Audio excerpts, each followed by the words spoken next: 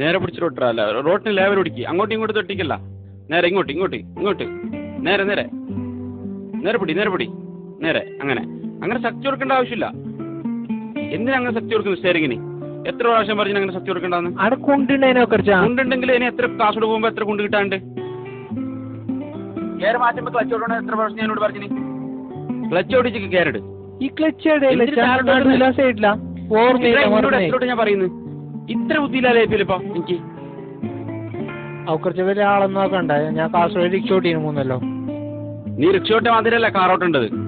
റിക്ഷക്ക് 3 wheel, കാറിന് 4 wheel. നേരെ ഓട്ടത്തിൽ ഓട്ടി ഇബ്രാഹിനെ. ഇല്ല എന്റെ തനി സ്വഭാവം നിനക്കറിയും.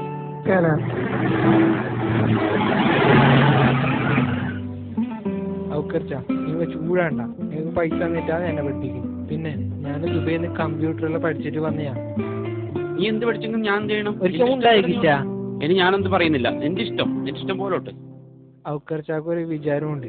ഔക്കർച്ചാക്കെ വണ്ടി ഓട്ടാൻ അറിയുന്നു. അത് ഇപ്പൊ ഞാൻ കാണിച്ചു തരാം. നീ കാണിച്ചേടാ. നീ ഒന്ന് ഓട്ടിട്ട് കാണിച്ചാ ഞാൻ നോക്കട്ടെ നിന്റെ ഓട്ടം എങ്ങനെയാണ്. കാണിച്ചു തരാം.